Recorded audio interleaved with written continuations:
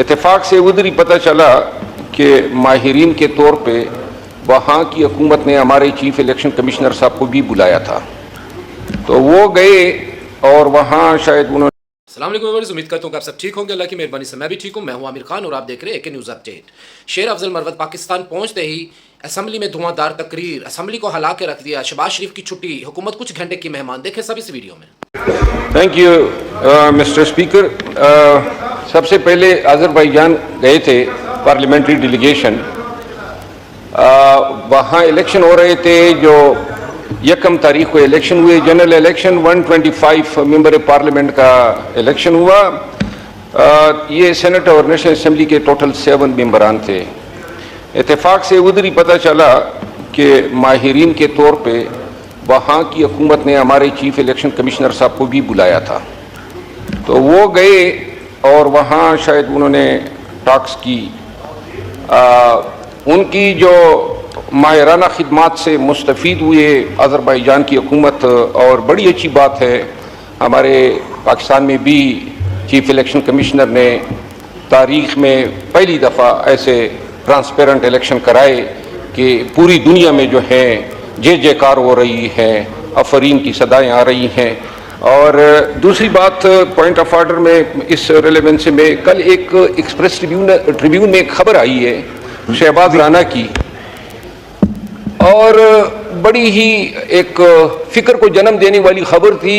خبر میں یہ بتایا گیا کہ 102 بلین PKR اس کا ڈیفیسٹ پڑا ہے اگست مہینے کی ٹیکس کلیکشن میں۔ 898 جو ہیں وہ ٹارگٹ تھا، لیکن جو انہوں نے کلیکشن کیے وہ 796 بلین، اور FBR میں ذرائع کوٹ کرتے ہیں کہ یہ امپورٹ کمپریشن تھا، یعنی ریزن یہ ہے۔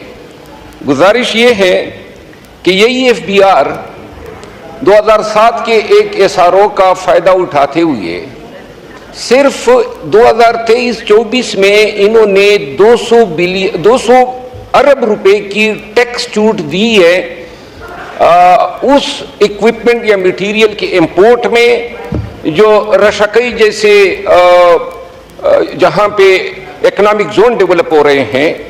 اب اس میں اتفاقی بات یہ ہے کہ بڑے بڑے کارخانے بننے ہیں، لیکن فورک لفٹرز آ رہے ہیں جو کہ اوپن مارکیٹ میں آسانی سے بک جاتے ہیں۔ اب کیا FBR اور یا جو ہماری یہ BOI ہے، انہوں نے اس کا کوئی آڈٹ کیا ہے کہ جو ایکوپمنٹ یا مٹیریل 100% ڈیوٹی کی چھوٹ کے ساتھ پاکستان آتا ہے؟ لمبی تقریر تو نہیں ہو سکتی نا جی، پوائنٹ آف آرڈر پہ آپ کا پوائنٹ آ گیا، اب کسی اور دوسرے ممبر کو موقع دیں، وائنڈ اپ کریں پلیز۔ جواب اگر آ جائے تو میں مشکور ہوں گا۔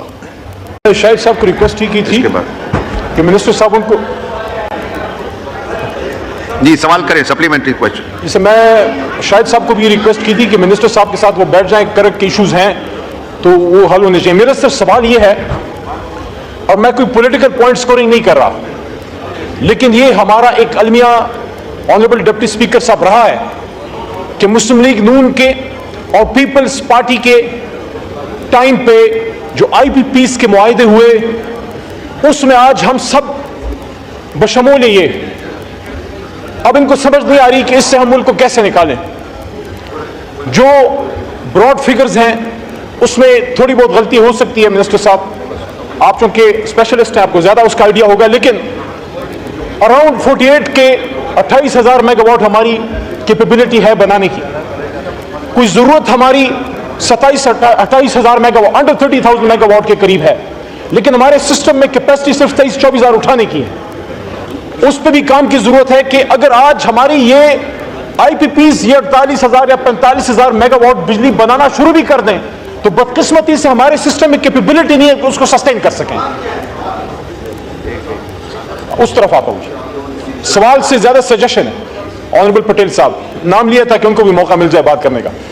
جناب ڈپٹی اسپیکر صاحب، میری ریکمنڈیشن یہ ہے کہ IPPs کا یہ معاملہ، جس طرح مصدق صاحب فرما بھی رہے ہیں کہ یہ سینسیٹیو معاملہ بھی ہے تو اس پہ آپ بہت زیادہ اوپن بات بھی نہیں کر سکتے، لیکن میری ریکمنڈیشن یہ ہے کہ تنقید کی بجائے آپ اس ایوان سے تجاویز لیں، اپوزیشن بینچز سے بھی لیں، گورنمنٹ بینچز سے بھی لیں، IPPs के इस वसी ये जो एक बहुत बड़ा एक दलदल है जिसमें पाकिस्तान डूब चुका है, जिससे निकलने का अब हमें कोई रास्ता नहीं मिल रहा।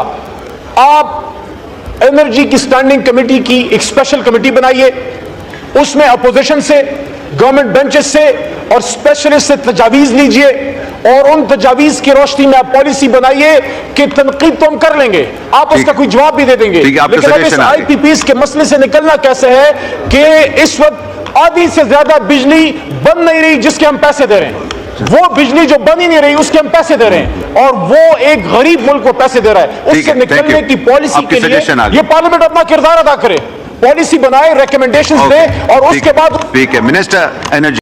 नाजरीन, इस तरह की मजीद अपडेट लेने के लिए मेरे चैनल को सब्सक्राइब कर दे, बेल के बटन को प्रेस कर दे ताकि तमाम आने वाली अपडेट्स आप लोगों तक आसानी पहुंच सकें।